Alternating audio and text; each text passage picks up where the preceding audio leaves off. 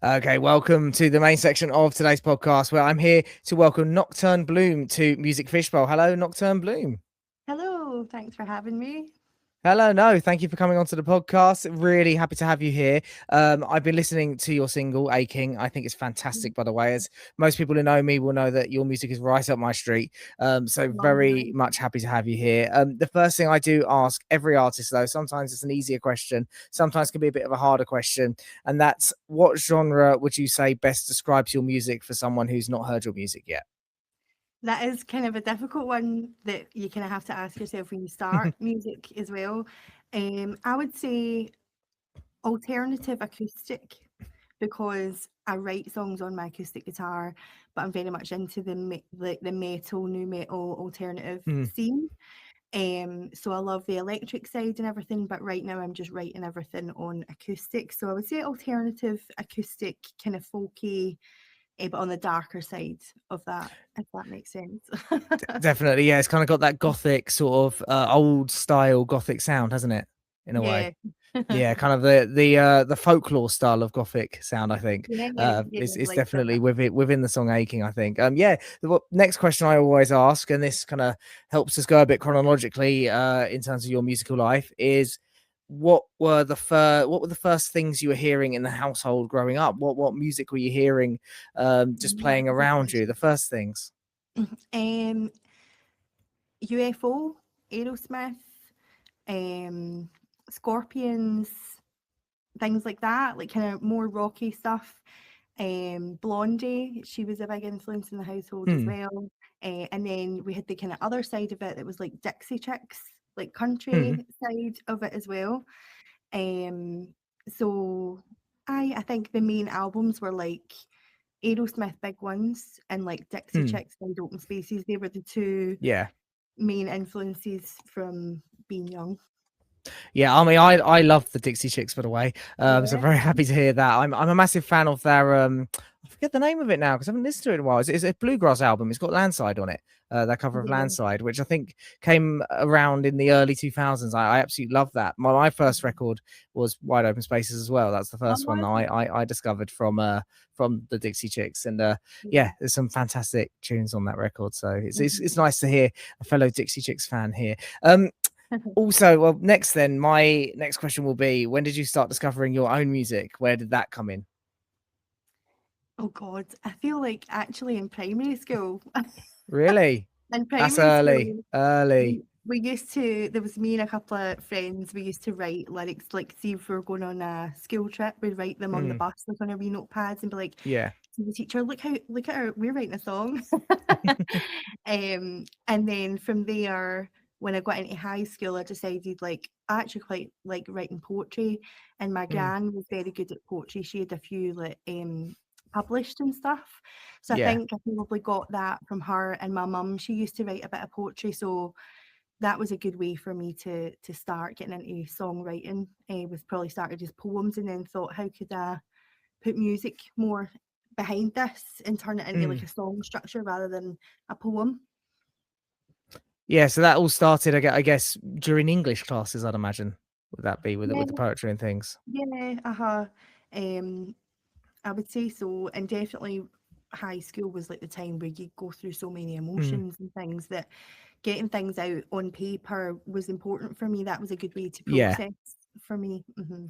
Yeah. It's almost like making a physical product out of something that's not physical, which is for many people quite therapeutic. Yeah, definitely.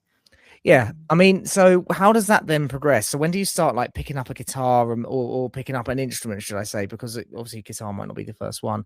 When do you start picking that up and then moving it and merging everything all sort of together? I would say high school as well. I did music class in high school and we Mm, learned keyboards and drums. yeah. A lot of drummers in my family.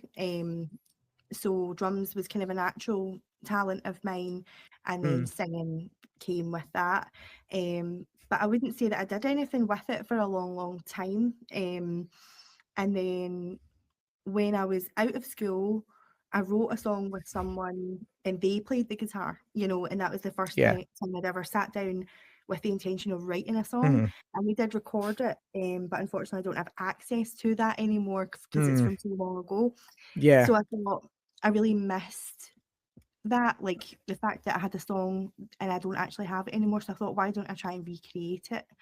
And I thought I will pick up a guitar and I'm going to learn myself how to put the Mm, music to my songs so that I don't end up in a situation where someone else has it and I don't, you know. mm, So yeah. taking that power back and Yeah. doing it all myself. So I thought, well, first things first, I need to learn the guitar. So that was Mhm, about 3 years ago. I moved from Glasgow into a more rural area, and that gave me the time because I switched my whole life up. So it gave me like, mm, I had no routine, nobody to go and visit.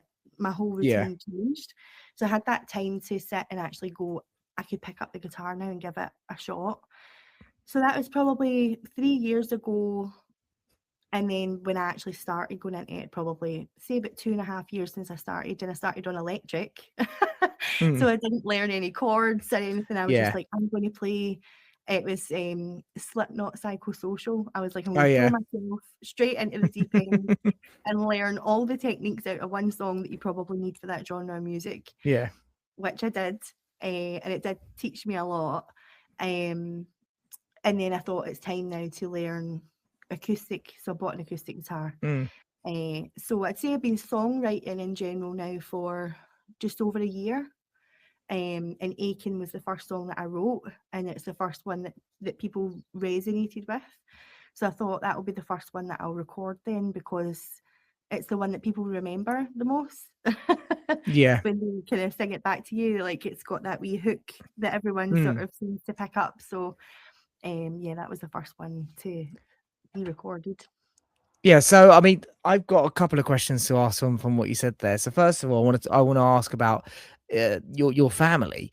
So are you from well, I guess you are because you said there's multiple drummers. You're from a musical family, is that correct? Yeah, it seems so. Nobody in my immediate family really played an instrument, although my Mm, brother's kind of into the DJ side of things now, just as yeah. a hobby. But he liked drums in high school, and then my mum had a cousin who was like a drummer, and I think he did sort of jazz band drumming, pipe band drumming, that kind of thing. And then Mm, I had a cousin who also was into the pipe band drumming and things as well. So it does seem to be a theme that runs through all the different mm, kind of extended family members. yeah. So what's it like? Because this is a question that I want to I always try and seek an answer to it because as a musical person myself, I come from a family where there wasn't much music around, if that makes sense. That we don't have really any, any musicians in the family.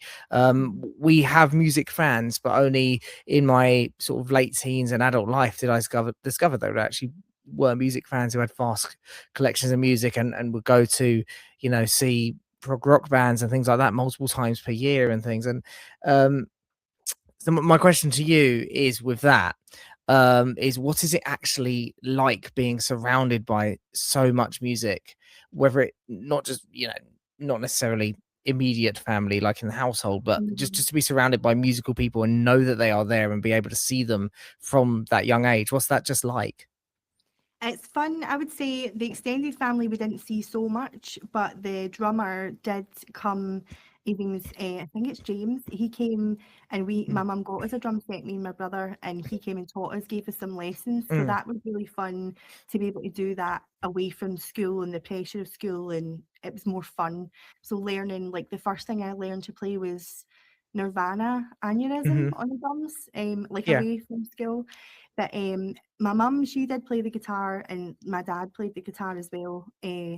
And my mum and my auntie would do harmonies. They would sing and harmonise yeah, on a Friday night and have a wee couple of beers, and my dad would join in on the guitar and stuff.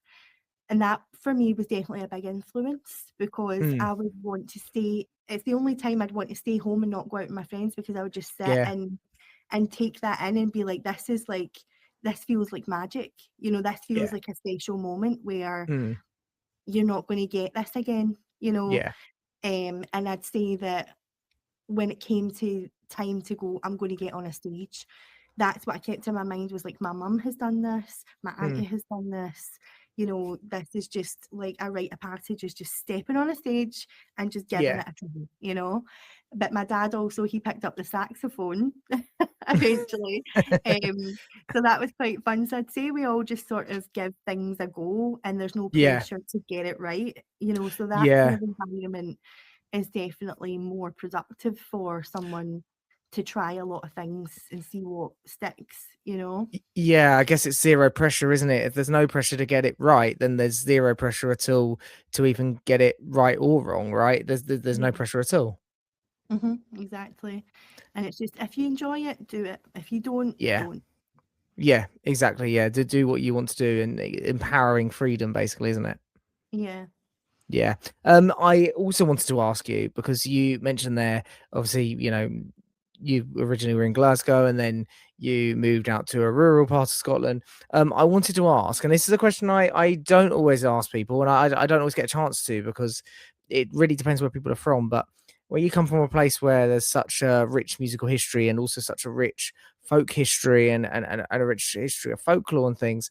Um, do you find in any way, now this might be a leading question, I'm sorry if it is, do you find in any way that where you're from influences the way you create and the way you make music and the way you write and things like that? Do you find that a sense of place finds itself within your music, and how does it affect it, if it does at all?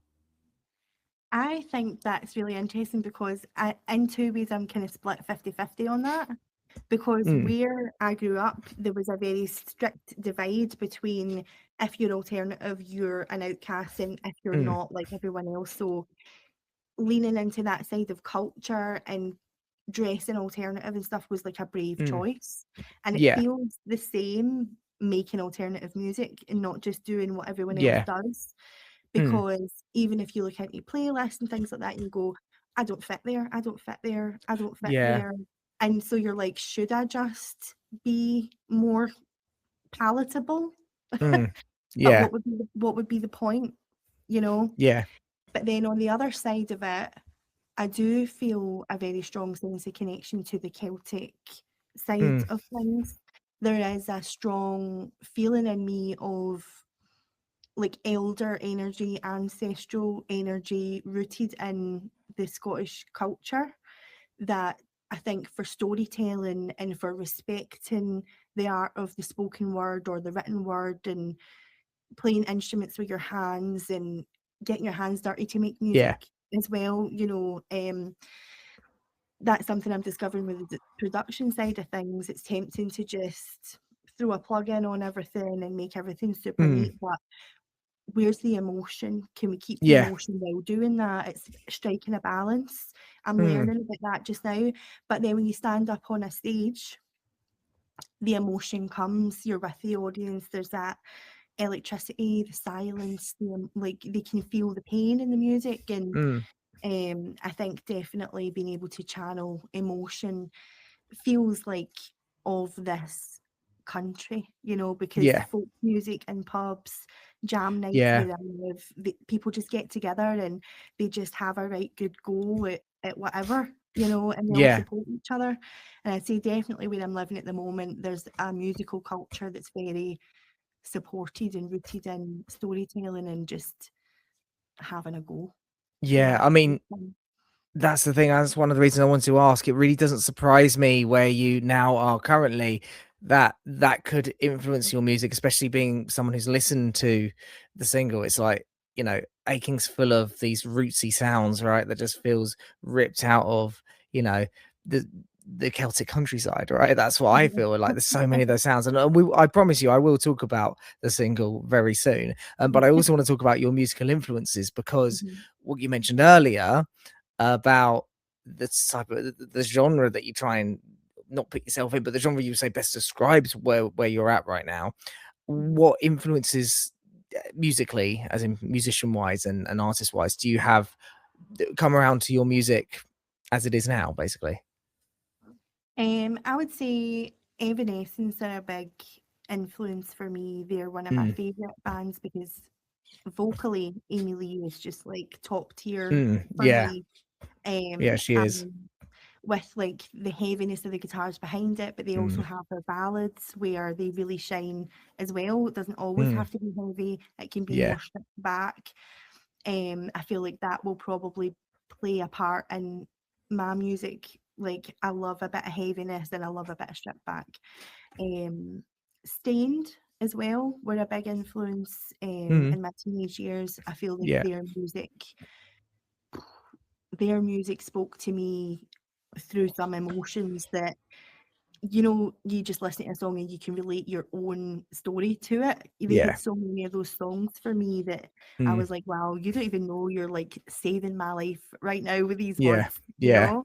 Yeah. And for me, that's what music is. That's what it's about. Like, there's happy songs, there's people who are made to make happy songs, and I think there's people who are made to make emotional songs, you Mm. know, and we can cross over whenever we like, which is Yeah. fun. But for me, I think right now, the reason I'm making music is to get those emotions out of Yeah. me, process things that I need to process, and hope that they help the people who might sit in the room and go, that line of that song just saved me there. I just feel understood, you know? Yeah. Yeah, well, that leads me on nicely because I'm a songwriting person, so I want to ask about your songwriting process as well. Are Mhm. you able to describe what that process is? Do you come up with an idea first? Do you write lyrics first? Do you, just sit there and just strum and just see what comes to you, or do you have to have that initial hook of a lyric or anything like that? Let us know. I think for me, it's lyrics first because it comes from that poetry thing. It's like I'll get Mm. an idea in my head, I'll hear something in my head or a rhyme or something or a rhythm and I'll go, Yeah. that's quite interesting. And then I'll go, right, well, what do I want? What does that make me feel? Or Mm. I'll get the lyrics and I'll go, well, where does that want to go? Let's just open my notes app on my phone and just see where that can take Yeah. me, you know. Um, and I think it's good doing that because then when you walk away from it, you can go back and you can be more Yeah. picky about later on, like, oh, that bit's not so good or whatever. But just let it all flow out in the moment and Yeah. don't be too picky about it. And then go back and cherry pick the best bits later on. Mm. And when it comes to it, I've got a couple of collaborations in the works at the moment. And when it came to that, the music came first. And Mm. then I've been given the music. And then I've went, okay, what does this say to me? You know, where do I want this to take me emotionally? And then I'll write the lyrics based on the Mm. music that's there. Because the Yeah. music has such a feeling to it, you Yeah. know? Yeah. Yeah. And I will just try and match that energy with the lyrics, which has been an interesting way for me to write recently. I've quite enjoyed it. Yeah, yeah. That I'm as a writer myself, I'll say I've now in the last couple of years, I've done both methods that you're mentioning there, writing Mhm, lyrics first. Predominantly my next album is predominantly lyrics first. And but then I have been writing to music, as in even one of the tracks I did the backing track before I wrote the lyrics. mhm, So it is interesting to try different ways, and different things do come out. And it's also nice to hear that, hearing your background and where you come from artistically actually is informing where you're at right now as well. There is a real lineage from the poetry into your current music, and we need to talk about that current music. So we got the new mhm, single, congratulations on Aching. It's absolutely mhm. fantastic. Aching, brilliant, wonderful song. Tell us more about any stories behind it, how it was made, any, what does the song mean, if you're happy to tell that is. Mhm. Let us know. Yeah. So Aiken came about because I felt like I had so much trauma from a relationship that was quite a toxic relationship. Mm, Nothing was really getting that out of my system, you yeah. know. And I decided I'm just going to try and write about it, but I didn't want to write. You know, sometimes they say write to the person what you would say and Mm, that kind of thing.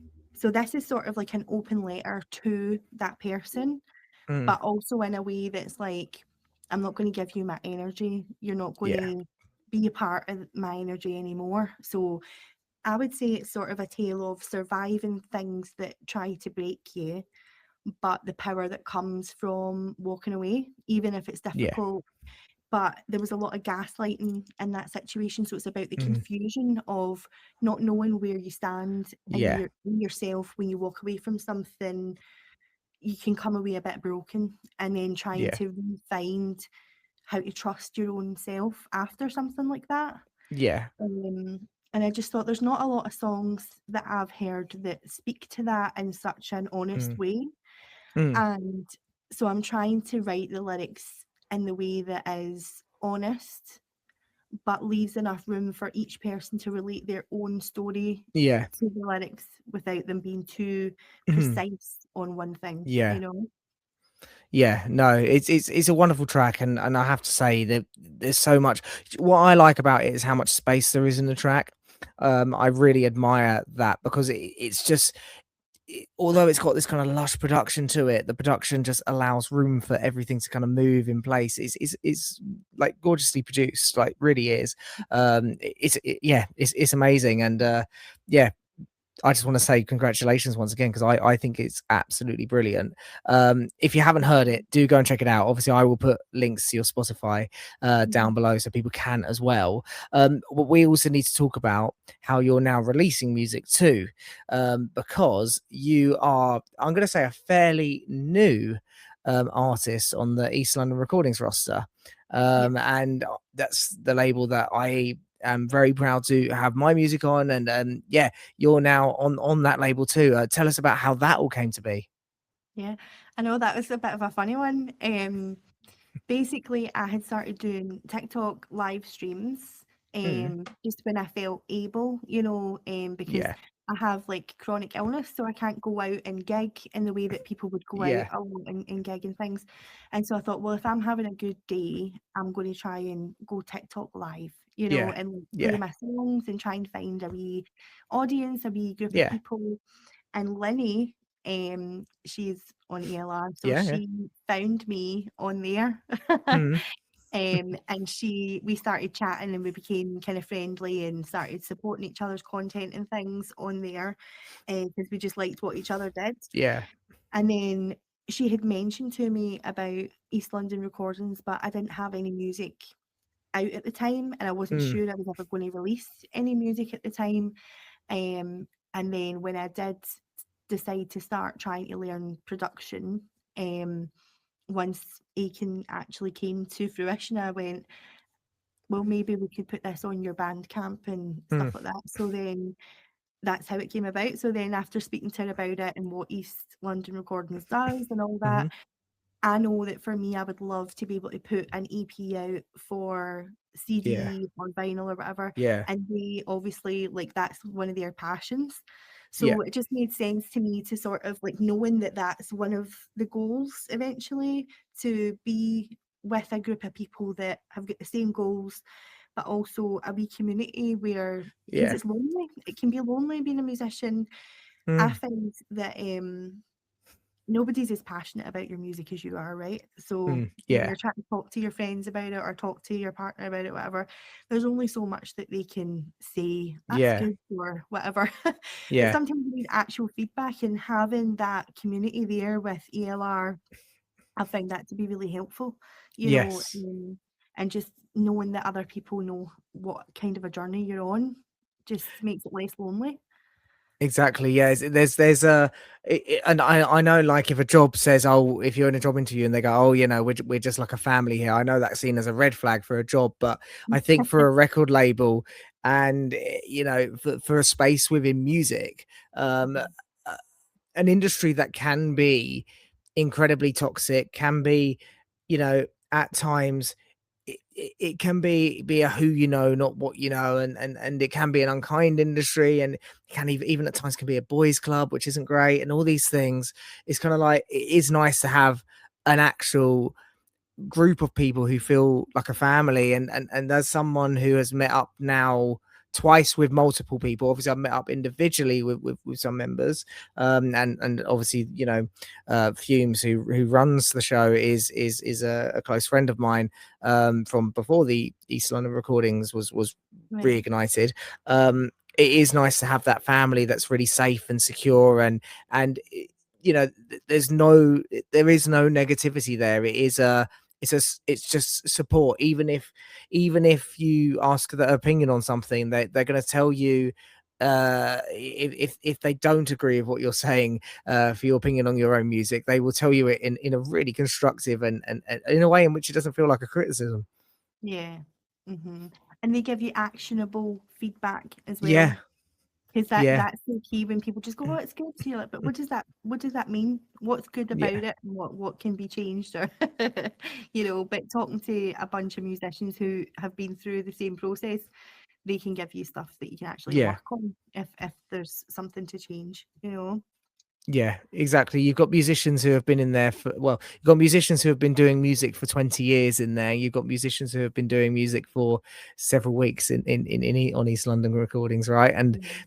yeah, it's a wonderful community. And what's lovely about it as well is that they will champion your music at any point when you need them to. They will do something to help just say how great it is to the wider public, right? Which Mm. as someone, well, myself, someone who's nowhere near confident in his own music and abilities, that's a really important thing because I can't really say it myself. So it is really important, right? Yeah, definitely. And watching other people believe in your music is something quite special because it does give Yeah, you that confidence to go, maybe there's a reason that I feel called to do this in the first yeah, place. And, it's like more validating, especially when you've got musicians kind of behind you championing it as well. yeah. Yeah, it's a great networking tool. It's a great support tool. It's a great social tool. It's everything that East London Recordings does. It's just so beneficial, and the fact that it's artist driven and it's not for profit and everything like that just makes it all it feels great to be an artist on that label, right? I don't know if people on other labels will be able to say the exact same, but it really does feel great to be an artist there. Yeah, it's a lot of freedom and a lot of support, and that's Yeah. definitely how it should be. Yes, exactly. We also need to talk more about what's coming up in the future for you.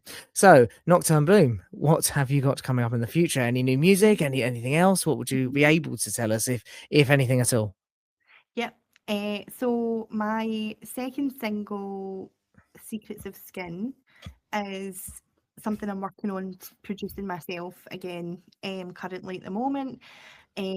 But randomly out the blue, a couple of collaborations came my way before I'm going to be finished production on Mm, that. So actually, my next single out is going to be a collaboration. I've got two going at the moment. One with Mike Harley, who's hmm. also ELR. Yep. That's going to be a new metal style track. Nice. Nice. So Yeah. that's going to be fun because he wanted to get back to the roots of kind of rock and metal music, and Yeah. so did I. To just showcase both those sides of my personality. So it seems fun to have the nice acoustic one as the first, and then have a new metal one coming out as the second. Yeah. And then the other collab is with Crescendo, who we recently brought into ELR. Mm, Um, and that's more like a sort of chilled, slow, lo-fi acoustic vibe, but sort of like a breakup song about mm. kind of knowing that you really like love someone, but knowing that you're better off apart, but wishing each Yeah. other the best. And it was a really beautiful song to write, and we wrote it together. We wrote the lyrics together. He did kind of his bit, I did my bit. We wrote the melodies sort of together, and Mm, it gelled really nicely. mm. So that will be out probably beginning of October, I think. Yeah. And I think the one we make is, we don't have a release date yet, but we're hoping for September. So Nice. So it's fingers all pretty crossed. pretty soon, isn't it? Yeah, yeah. Yeah. Yeah, well, we got a lot to look forward to then with that. Yeah, we will quickly wrap up after the episode, but I want to say a huge thank you to you for coming onto the podcast. It's been an absolute pleasure talking to you. I've been looking forward to today because I've enjoyed Aching so much. So Oh, thank really wanted you. to get to speak to you and find out a little bit more about your background and your musical background as well. So thank you Mhm. so much for coming on to Music Fishbowl. Thank you for having me. It's exciting. It's nice to meet you as well, a fellow ELR. And I think what you're Yes. doing for people and giving them a platform, and seeing your passion for interviewing and finding out the story behind it, is it's a great way for people to come on and share their stories. So I'm really grateful for you having me. Oh, thank you very much. No, you're making me blush. Thank you very much.